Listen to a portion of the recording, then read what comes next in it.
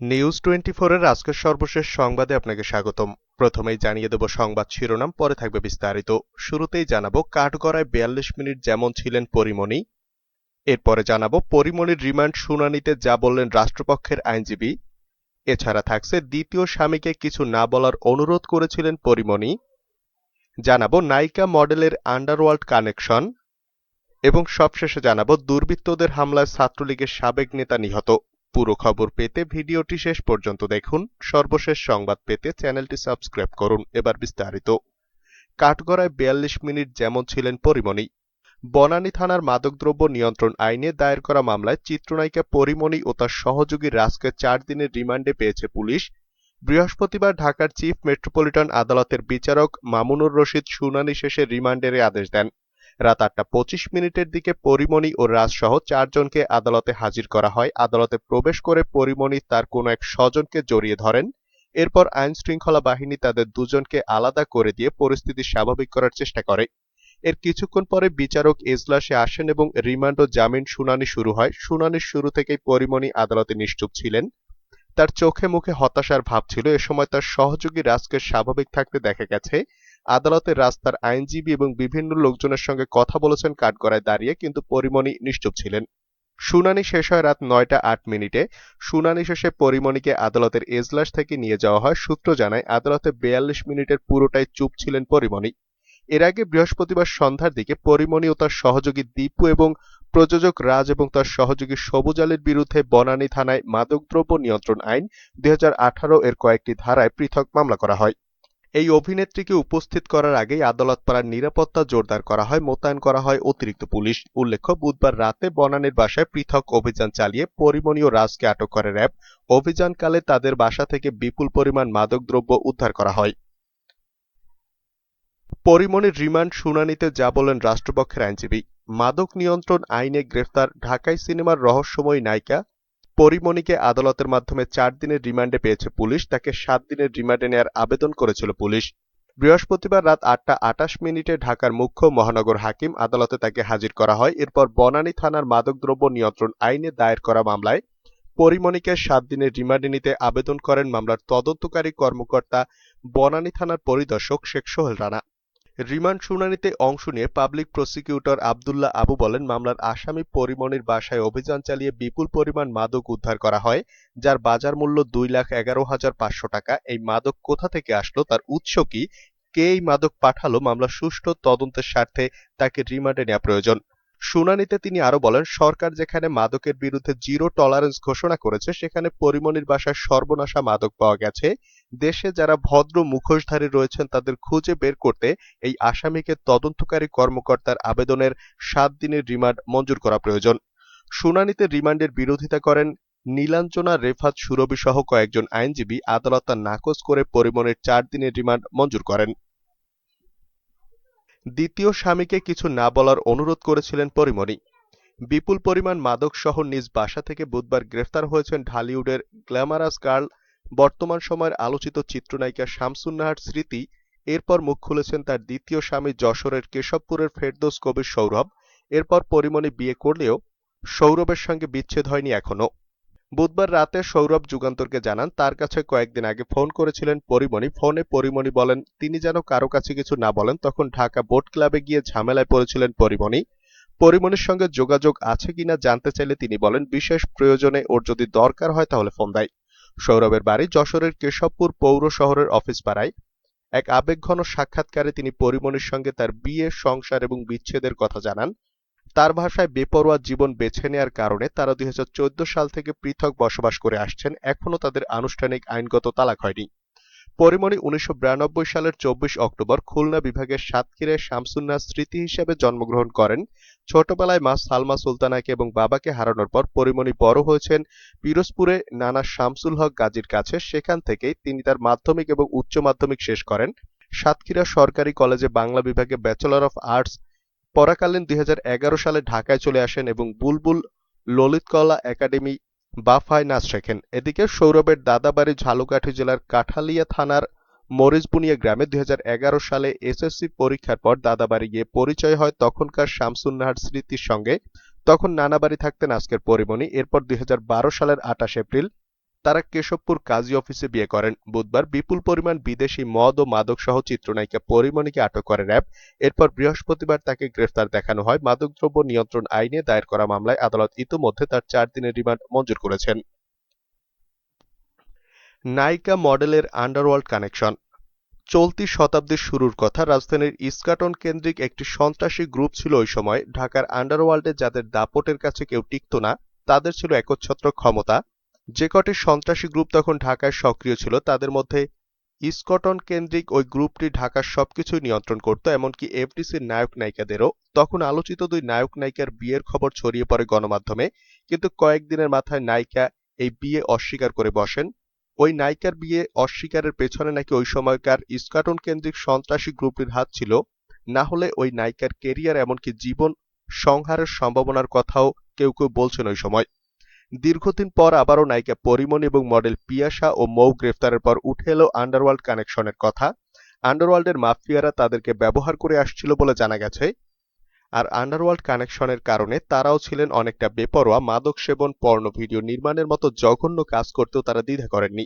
সংশ্লিষ্ট সূত্র জানায়, পরীমনির সাথে আন্ডারওয়ার্ল্ডের একাধিক সন্ত্রাসী গ্রুপের সাথে যোগাযোগ থাকার অভিযোগ মিলেছে। পরিচালক নজরুল ইসলাম রাজের মাধ্যমেই এই নিষিদ্ধ জগতের সাথে পরীমনির পরিচয় ঘটেছে বলে জানা যায়। সংশ্লিষ্ট সূত্র জানায়, এদের টার্গেট ছিল আন্ডারওয়ার্ল্ডের সাথে সম্পর্ক রেখে এফডিসিকে নিয়ন্ত্রণে রাখা। জানা গেছে, কাঁঠালবাগান কেন্দ্রিক একটি সন্ত্রাসী গ্রুপ প্রায় ১ যুগ ধরে এফডিসি নিয়ন্ত্রণ করে আসছে। সম্প্রতি ওই সন্ত্রাসী ইয়াবা মামলায় গ্রেফতার হয়ে জেলে যান। এই গ্রুপটির সাথে রাজের সম্পর্ক দীর্ঘদিনের। রাজ ওই সন্ত্রাসীকে নিয়ে এফডিসি নিয়ন্ত্রণের চেষ্টা করে আসছিলেন। নাম প্রকাশে অনিচ্ছুক এক পরিচালক গতকাল নয়াদিগন্তকে বলেন, পরীমনির যতটা না নায়িকা তার চেয়ে বেশি ভাবে থাকতেন। তিনি বলেন, এত বছরে তার মাত্র ২টি ছবি একটু ব্যবসা সফল হয়েছে, বাকি সব ছবি ফ্লপ করেছে। কিন্তু আন্ডারওয়ার্ল্ড কানেকশনের কারণে বেশ ভাব নিয়ে চলাচল করতেন। তার বাসায় নিয়মিত আড্ডা বসত, যেখানে বিভিন্ন শ্রেণী পেশার লোক ভিড় জমাতেন। দেশি বিদেশি অনেক সন্ত্রাসীর অপরাধ কর্মকাণ্ডের সমঝোতা হতো এই আড্ডায়। অপরদিকে পিয়াসা এবং মৌয়ের নিয়মিত আড্ডার মূল উপস্থিতি ছিল আন্ডারওয়ার্ল্ডের অনেক সন্ত্রাসী। এই আড্ডায় অনেক বড় বড় সমঝোতা হয়ে আসছিল বলে একাধিক সূত্র জানিয়েছে। এই গ্রুপটির সাথে ঢাকার অনেক সন্ত্রাসীর সঙ্গেই যোগাযোগ ছিল। এদের মধ্যে দেশে এবং দেশের বাইরে অবস্থানরত অনেক সন্ত্রাসী রয়েছে। এদের মাধ্যমেই আগ্নেয়াস্ত্রের বিশাল চালান আসত পিয়াসা মৌয়ের কাছে। পরে তাদের আড্ডায় বসেই এই অস্ত্রের কেনাবেচা হতো। এমনকি বড় মাপের চাঁদাবাজি, টেন্ডারবাজি, কমিশন আদায় এবং মাদকের বড় বড় চালানের সমঝোতাও হতো এই আড্ডায়। শোবিজ জগতের একাধিক ব্যক্তি জানিয়েছেন, পিয়াসা এবং মৌ কোন শ্রেণীর মডেল তা তাদের জানা নেই। তারা যতটা না মডেলিং এর জন্য পরিচিত, তার চেয়ে বেশি পরিচিত বেহায়াপনা আর আন্ডারওয়ার্ল্ড কানেকশনের জন্য। দুর্বৃত্তদের হামলায় ছাত্রলীগের সাবেক নেতা নিহত।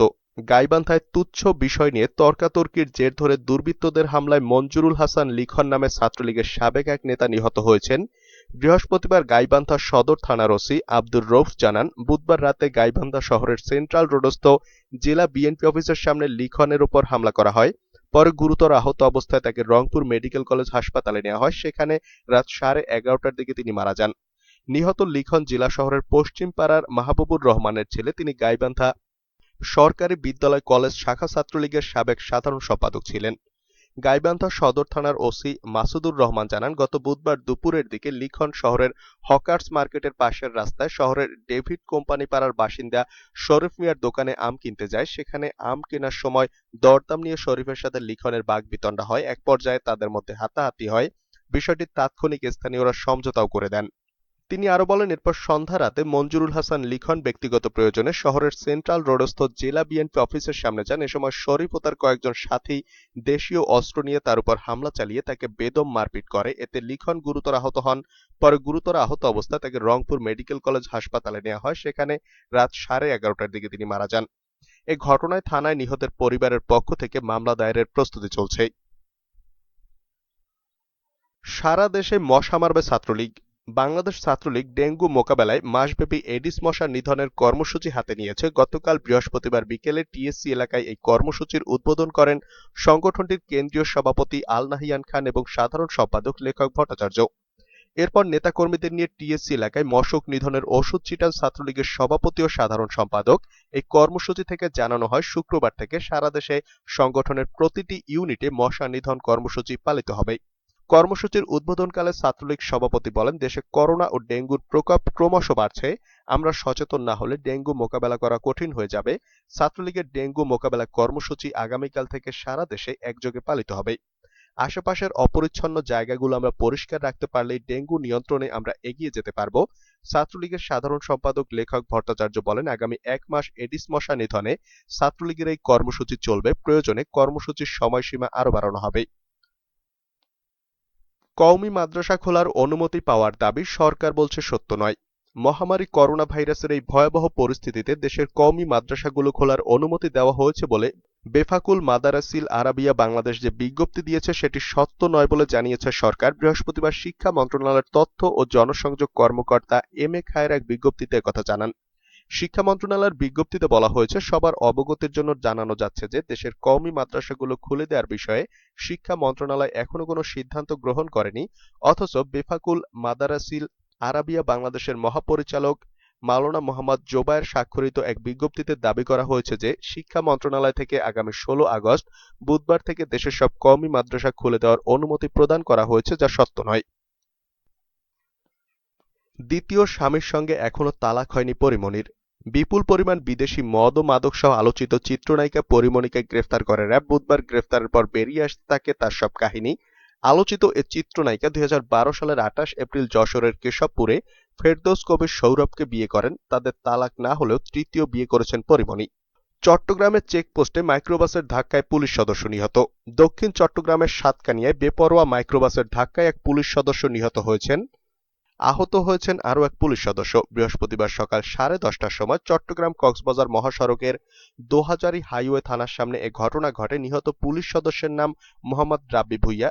রাব্বির লাশ হাইওয়ে থানা পুলিশের হেফাজতে রয়েছে। আর আহত মোহাম্মদ আরাফাত, তাকে দোহাজারী স্বাস্থ্য কমপ্লেক্সে চিকিৎসা দেওয়া হচ্ছে। দোহাজারী হাইওয়ে থানার ওসি আব্দুর রব বিষয়টি নিশ্চিত করেছেন। পুলিশ পালিয়ে যাওয়ার সময় ঘাতক মাইক্রোবাসটিকে আটক করলেও চালক পালিয়ে গেছে। হাইওয়ে থানার ওসি আব্দুর রব জানান, দোহাজারী হাইওয়ে থানার এসআই মোহাম্মদ ফারুক ও এএসআই আদাবরের নেতৃত্বে হাইওয়ে থানার সামনে চেকপোস্টে দায়িত্বরত ছিল বেশ কয়েকজন পুলিশ সদস্য। এ সময় কক্সবাজারের দিক থেকে চট্টগ্রাম অভিমুখে একটি মাইক্রোবাস দ্রুত গতিতে চেকপোস্ট অতিক্রম করার চেষ্টা করলে পুলিশ সদস্যরা এটিকে থামানোর সিগন্যাল দেয়, কিন্তু সিগন্যাল অমান্য করে দায়িত্বরত পুলিশ সদস্যদের চাপা দিয়ে পালিয়ে যাওয়ার চেষ্টা করে। আর এতেই গুরুতর আহত হয় কনস্টেবল রাব্বি ভুইয়া ও আরাফাত।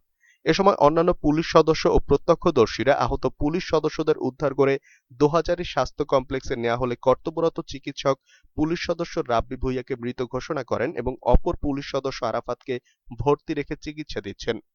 ওসি আব্দুর রব বলেন, থানার সামনে নিয়মিত চেকপোস্ট করে থাকি আমরা। ঘটনার সময় চেকপোস্টে এই মাইক্রোবাসকে থামার সিগন্যাল দিলে বেপরোয়া গতিতে মাইক্রোবাসটি পুলিশ সদস্যদের চাপা দিয়ে পালিয়ে যাওয়ার সময় মাইক্রোবাসটিকে আটক করতে সক্ষম হলেও চালক পালিয়ে যায়। এই ঘটনায় আইনগত ব্যবস্থা নেওয়া হচ্ছে।